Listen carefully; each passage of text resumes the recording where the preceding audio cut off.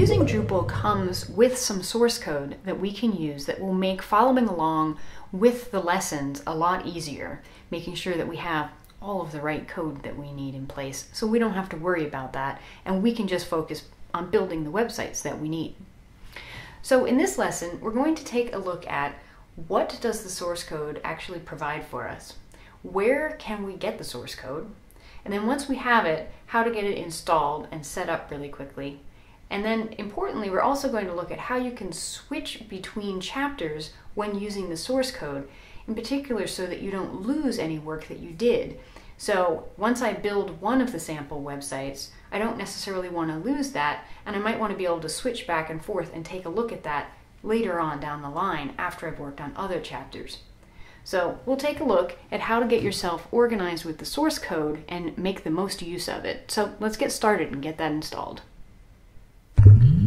So before we actually install the source code and take a look at what's in there, let's just quickly go over what the source code is providing and what that means for working through the series and also just generally working with Drupal.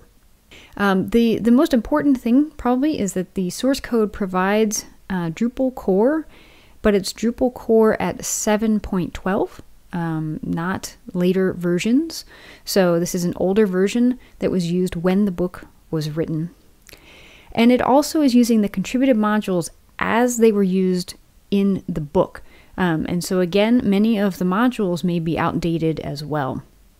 And there's something really important to understand about using this older code. It still works, and obviously it's designed to work specifically with how the book was written. You will see warnings that your code is out of date when you first do the installation. We'll look at that and talk about that when we go through the installation itself. And I would recommend that you use the source code while following the lessons that were written specifically for that source code. Once you've learned and sort of understood how the modules or how Drupal generally works to accomplish your goals, then you can upgrade the code and work with the latest and greatest and then see what may have changed or may not have changed. It's important to understand that Drupal is constantly moving, and the community contributed modules and things like that are always moving. People are always working on it. It doesn't just stop when something works well enough, as it were. So the source code that we have does have these older versions, and sometimes the changes between the old version and a new version of a contributed module are not significant at all. You might not even notice it. But there are going to be other times when there could be significant changes, particularly if there's a major version change in a contributed module from, say, a 1.x version to a 2.x version, where they basically change everything, how the module functions and what it's doing. Then there's also sometimes the module essentially will work the same, but the UI for it has changed, your user interface. So when we say click this thing, it might not be called that anymore, or it might be in a different location in the settings to accomplish the same task. So that's why we recommend using the actual source code, even though it is outdated, much of it is outdated code, to understand the processes and understand the capabilities of what we're building. And then you can go back and upgrade to the latest versions of the contributed modules and then see how that works and if it's changed and that kind of a thing. That's something you're going to have to deal with when working and building with Drupal anyway on a regular basis. So get your foundation with what we've already set up, and then go ahead and explore the world of contributed modules, which are constantly changing. We also do, in the spotlight sections of each chapter, talk about why we've chosen the modules that we've chosen. And there's an entire series, Appendix B, which is about how to choose the right modules. And so hopefully between working with the existing source code, understanding the reasoning behind choosing modules by looking at going through the spotlights and working with Appendix B, you'll begin to understand sort of the idea, the foundation of things, but then how you can actually be flexible enough to use whatever tool is the best tool for you going down the road. The ones that we've chosen in the series may not be the best tool for your use case or for where things are currently in the Drupal world generally. But it's more important to understand how these tools work together and how to suss that out for yourself so that you then have the flexibility to learn how to sort of cook on your own without having to use a rote recipe every single time. So that covers the actual source code, Drupal code that you're going to get, which is Drupal core and the contributed modules, all of the contributed modules that are used in the book. There are also 2 directories, one for assets and one for patches. So assets contain things like images that we use for our case study so that you have something to upload and it'll match what we have.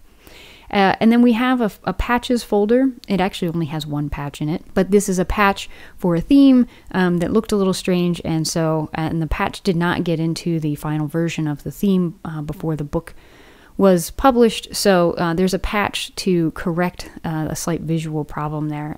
So if you want to make that correction, the patch is available so you can see what that correction is and do that. It's not anything major that affects the actual contents of the book, though. And then once you have this source code and you're using it and you have all of the modules and things that you need, each chapter has an installation profile. Well, most of the chapters do. Chapter 2, Jumpstart, does not have an installation profile because you're just using Drupal core out of the box. And what the installation profile is going to do for you is it's just setting a site name for our case study, and it picks a theme and uses a theme, so each of the sites for each of the chapters looks different from the other ones. And then it also creates some basic users for you. There are 3 standard users that all of the sites have. There's the admin user, who is, essentially user 1. Then there's an editor user, which can have escalated privileges. And then there's just a regular user who would be a regular authenticated user who's logged into your site. And so you always have those 3 different users that you can play with. Sometimes in a chapter, we'll ask you to log out and log in as another user. And these are those users that you will need. They all have the password O'Reilly for their usernames. Some of the chapters have additional users that they're going to create for you as well that are referred to in the book. And some of them will also set up sometimes some basic content or frameworks for things that should exist on the site for you to work with, but they're not the focus of what the instructions are telling you to do. So it will set a few things up to have in place on the site for you ahead of time. Most of the time, though, it's just setting the name, the theme, and creating a couple of very basic users for you, and that's it. But we're going to take a look at what that looks like, and we'll also talk about how you can switch between the various chapters, because the different chapters have different installation profiles, and so you would like to start with the correct one when you start a new chapter. So let's go take a look at this hands-on. So to start things off, we need to actually get the source code. So you can find the source code at usingdrupal.com. Has a little bit of information about the book, but the important thing for us here is there's this source code tab. So when I click on the source code tab, there's a lot of information on this page, but the important thing is this very first link that you see. And just make sure that you are getting the Drupal 7 version of the source code. If you go further down, there's Drupal 6 source code for the first edition of using Drupal. But we want to use the Drupal 7 version of the source code. So I'm just going to download this to my laptop. And when I do that, I'm going to actually save it in my my web root where I have all of my little local websites running. So you can download this and put it wherever it is. If you have a local web server set up, you can put it into your web root there. If you're using a development server somewhere, you just want to put this where you want the website to live. So I'll put it in my sites directory. So once I have it downloaded, let's go look at what we have. So this is my web root, and this is the zip file that I just downloaded, my source code. So I'm going to go ahead and open that up. And you'll see that we have this folder now using Drupal source 7. And as I mentioned, there is the assets folder. So for some of the chapters, there are things like images that you can use. This is the patches folder for the Mayo theme, if you are interested in that. And then this is Drupal core. This Drupal-7 folder is actually our Drupal core folder that we have. If I go into the sites directory, and look under all modules, you'll see the list of all of the modules that are used in the book. And the same thing goes for themes. And then the other thing that you'll see that's different than just downloading regular Drupal core is if we go into the profiles folder, you'll see that these are the installation profiles that we've added for the various chapters that you can select upon installation. Now, when I go through the installation for this, I'm not going to go into great detail about installing Drupal because we assume that you already understand the basics of how to install Drupal. If you are not familiar with installing Drupal, you should refer to the Using Drupal Appendix A series, which is installing and upgrading Drupal, and that gets into the details of how it all works. So I'm going to quickly go through the installation process and focus on the installation profiles and how you would use those. So if my local web server is running and I go to my web root, you'll see that here's a link to the Using Drupal source, and here's my Drupal 7 directory. I haven't created a database yet though, so I'm going to do that very quickly. You can create the database however you like. And I'm going to name the database name, well, UD is for Using Drupal, but with the name of the chapter that I want to work on, so that I can keep it clear, because what I'm going to do is actually create a new database for each of the chapters, and then I can switch between them as I like to, rather than destroying and reusing my database every time. You can, again, do this however you like. Now that I've created the database, I can go ahead and actually do my installation, just like you normally would on a Drupal site. Now you see when we get to this installation profile, standard and minimal are what come with core. So normally I would do a standard installation, and that's what you do with chapter 2 for Jumpstart. But starting with chapter 3, we have these installation profiles, and so you can choose whichever one you'd like to use for this. So if I wanted to do chapter 3, I could select this one, and then just proceed with my installation. So I'm just doing a normal installation, but I'm using an installation profile instead of Drupal core's installation profile. I'm using the one provided by the book, by the source code. And you can see that some information is already filled in for me here. All I really need to do with this is type in the password that I want for my admin user, and I'll go ahead and just save and continue. And if we take a look at the new site, you can see that there's a theme, the site name was set up, even there's a piece of content that's been added here to the front page. So basically things have been set up so that we're starting at the same place that the book chapter is starting with Epic University's website. Of course, the other big thing that you're going to notice is this big red warning notice about your site being insecure, which definitely can be can take you aback a little bit and make it feel like there's something wrong. This is what I was talking about with the code being out of date. We're using slightly older code. So this is Drupal core 7.12. There are newer versions of Drupal core with security updates available. So the site is simply asking you to update to the latest. Don't do that. You should follow the source code. Just use the source code as it is to get through the series first, so that you get an understanding of the tools, and then come back and you can do the updates and learn that process, which is something you definitely want to learn. And then you can also see what changes happen between various versions. Sometimes nothing, sometimes a lot will change. If you go ahead and just install the latest Drupal core and the latest versions of the modules that we are using in the book, some of them are going to be very different, and you're not going to be able to follow along with the hands-on tutorials in the series. So ignore that message. If ignoring that message makes you a little crazy, you don't want to see that message anymore, you can turn it off by turning off the core update manager module, which is what's doing that. That's the module that's phoning back to Drupal.org and looking at your version numbers.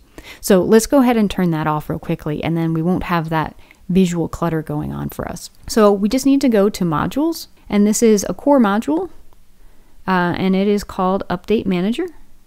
So I'm just going to disable this module. I don't need it for the learning process of working on these series and with the hands-on tutorials, except when it comes to updating your modules, in which case, once you get to that stage, you'll want to turn this module back on, because it provides a lot of handy tools for knowing what needs to be updated and helping you add and update new modules and themes and things. But for the purposes of learning throughout this series, you want to stick with the source code, and you can turn Update Manager off for that time. That's fine. It's not going to break anything on your site. And now if I close this, you'll see that the warning message is now gone. So it looks scary. It's really not a big deal. It's just the nature of the beast in terms of when things were written down and how things have changed over time. So we'll ignore that. The last thing that I wanted to show you is how to switch between chapters. So that's great. I'm working on chapter 3. I do it. But what if I want to now move to another chapter in the book? How do I reset my site so that I'm starting fresh? And more importantly, using the installation profile for the new chapter rather than just starting from scratch. You can definitely just drop the database and start all over again. I would recommend keeping a copy of each of the databases. Create a database for each chapter, and then you can always go back and review a chapter you've already done without having to recreate the whole thing. So I'll take a quick look at 2 ways that we can do that. The first thing I'm going to need to do, though, is create a new database for the next chapter that I want to work on. So that's simple enough. Now that I've created that database, the way that I can switch around is by working with Drupal's Settings.php file. So let's go ahead and open that up and talk about what's going on and how we can switch between these chapters. So if I go back to the actual source code and the files and such, if we go into the site's default folder, that's where our settings.php is. This was created automatically by Drupal when it did the installation process. And what I'm going to do is you can do one of 2 things. You can modify the settings.php file that you have, or you could simply delete it, whichever one is easier and works for you. One thing to keep in mind, though, is that this is write protected. When it's created so that you can't actually modify the file. So before I try and do anything, I need to change the permissions on this file. And you can do that however that works with the operating system that you have. For here, I'm just going to go in and I'll give myself read and write permissions on that file. Now, as I said, I could just delete this and then go back to my using Drupal source 7, then Drupal-7, and it would run the installation script again. It's a super easy way to do this. You could also just manually change the settings.php file. So let's go ahead and open this up and take a quick look. If you scroll down, this is where all the database information is stored. And so you can see that the database name is set here. So I can change this to the new database that I just created. And save it, because I've changed those permissions. If you get an error that you can't save it here, it's because you did not change your permissions properly on the file yet to let you write to it. So now that I've saved that, that's great. So if I go back to my local host, go back to my browser. Now if I reload this, I'm going to get an error. It's trying to go to this site and it's not working. And that's because the database exists but hasn't actually been filled with anything yet. So what I need to do is not just navigate to my Drupal site, and because it's not going to run the installation script automatically. I need to manually force it to run the installation script by going to the Drupal-7 folder /install.php. That's the important bit at the end. So once I go to Drupal-7 /install.php, I get back to the installation screen, and now I can choose the next chapter that I want to install. And again, just run through the installation process just like we did last time. Set everything up and use the site. But now if I wanted to go back to chapter 3, I could go back, edit my settings.php file, and have it point specifically to the database name for chapter 3. Which was UD_job. And that way I can flip back and forth and not lose the work that I've done on my various chapters. So we've taken a look at what the source code is going to provide for you. It's more than just Drupal core or a bunch of modules. It's a specific set of core and the modules that are being used in this book, along with a few other assets and some installation profiles to help you get set up at the beginning in the same place that the book chapters are beginning. So I highly recommend that you use the source code and that you do not update the code for security releases or update to the newest modules. Get a feel for how things work according to what we're doing in the hands-on sections of the tutorials, and then down the road you can go ahead and update things and see how they change and how they work. We did grab the source code, we walked through the installation process real quickly, and also looked at how we can keep a database for each chapter, and then you can switch back and forth pretty easily so that you don't lose all of the work that you've done. So now let's actually dive into using Drupal.